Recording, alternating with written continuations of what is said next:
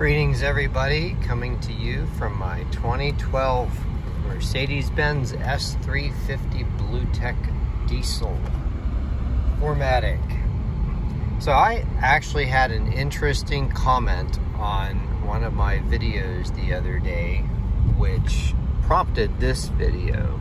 I think it was intended to be an insult, but I actually took it as the spark for this video because it really is a relevant topic. So somebody criticized me for talking about the maintenance cost of one of these.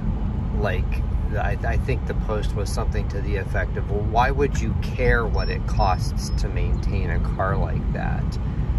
So what I don't think the person really did any research or actually realized you can buy one of these W221 Mercedes Benzes for really cheap.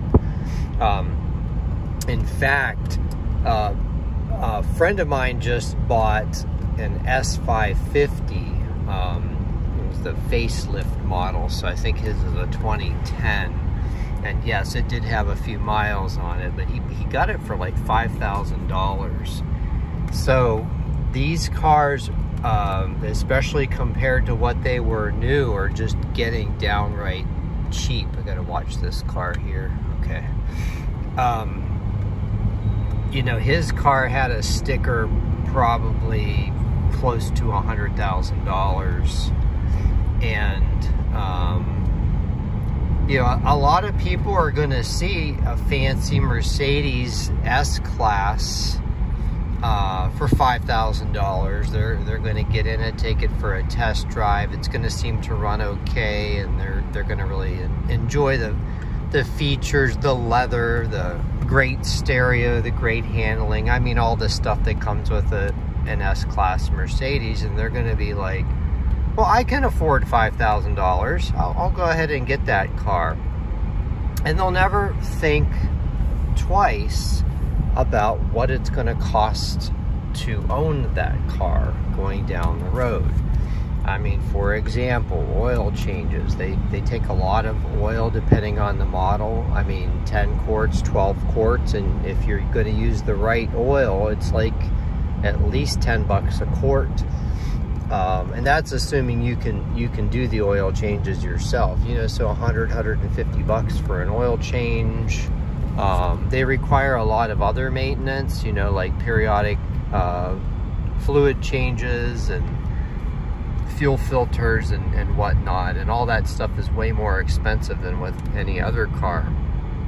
But the other thing is, they break sometimes. One of the more common things on the W221 in general to go out is like the air struts. I mean, they're not horrible. They do last a while. I think this particular car that I'm driving, one went out at 48,000 miles, another one went out at 62,000 miles, and those are two front ones, and then the air pump. And I mean, if you have to have somebody do that job for you, I mean, you're looking at like 3,000 bucks there to get the front struts and the air pump done. You know, and it's just things like that people don't realize. One repair can cost as much as the whole car costs. So that person that thought they were getting a deal at $5,000 is finding out all of a sudden they have a car they can't drive and they're in over their head. So it really does matter that you are aware of what one of these costs to own. Historically, I've always told people you want to budget about $2,000 a year to just keep one of these on the road. And that was a while back that I said that, you know, and that was for an older S Class, a W140. But I think, you know, given the increase in costs with everything these days, yeah, I'm going to actually raise that to at least $2,500 a year, maybe $3,000 a year. So, I mean, still way cheaper than a new car payment. You know, as long as you budget like $3,000 a year, that's about $250 a month.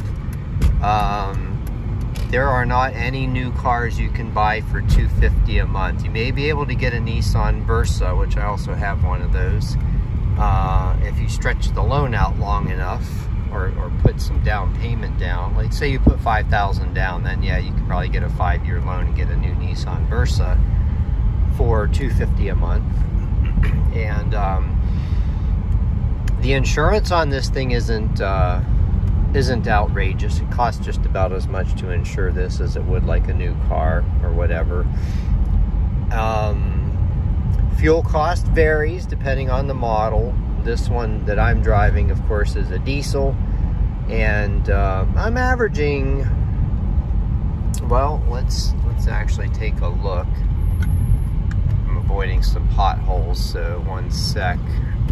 Just kind of feel my way on the steering wheel. So I'm averaging 25 miles per gallon for the last 454 miles. So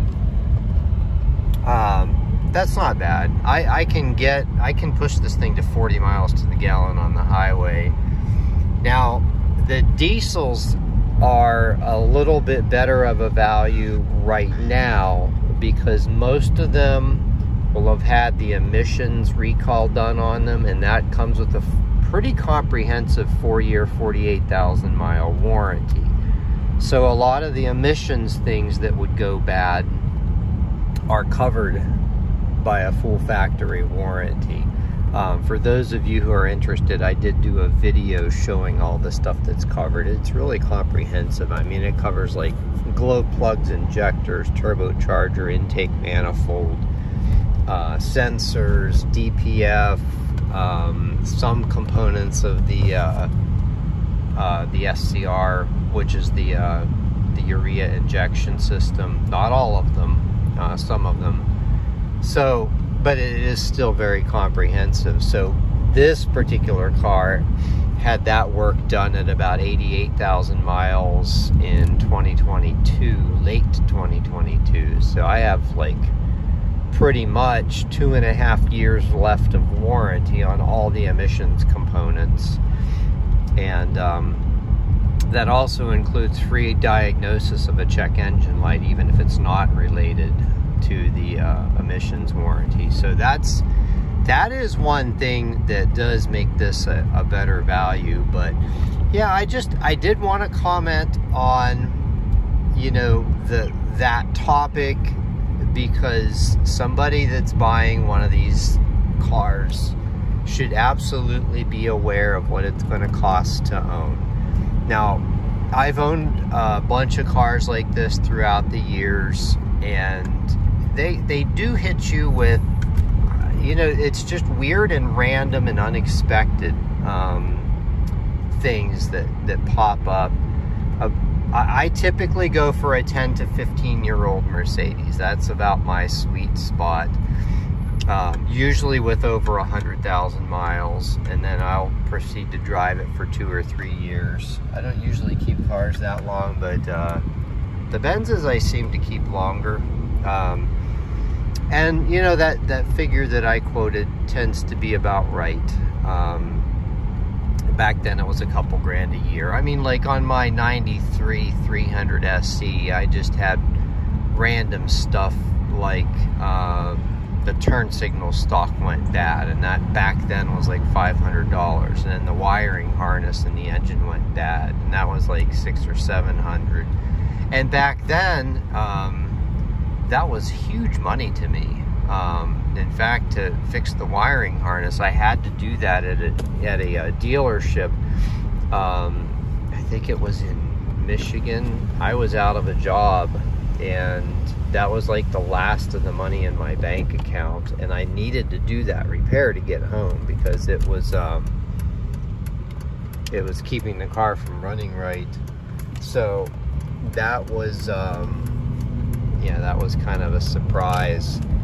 But a key to mitigating a lot of that is going to be the maintenance history. You want to learn the car's common issues, and make sure they've been addressed. You know, because typically by 100,000 miles, the common issues on a car like this have been addressed, and then you're good for another 100,000 miles or so. You know, on this particular car, like I mentioned, it was the air shocks and the compressor that seems to go bad on every one of these. This car in particular, with the OM642 6-cylinder diesel engine, has a well-known issue with oil cooler seals, and that's like a $3,000 job at least, because it's mostly labor. That was done under warranty on this car back in, I want to say 2017. Those oil cooler seals failed at like 38,000 miles, and they were updated with the new style purple ones, and it's been fine ever since then. It has not leaked since then, so it's probably good for a while. And you know, there's just other random things. Like, I've got an issue right now with one of my tail lamps, and you know, normally you're used to thinking, okay, a tail lamp, that's $2 at the auto parts store, and then you just put it in. Well, in this car, when the tail lamp goes out, I can actually show that message. When the tail lamp goes out, you actually have to replace the entire housing that's full of LEDs. I did find one online for less than $300, but still, that's a heck of a lot of money for a light bulb.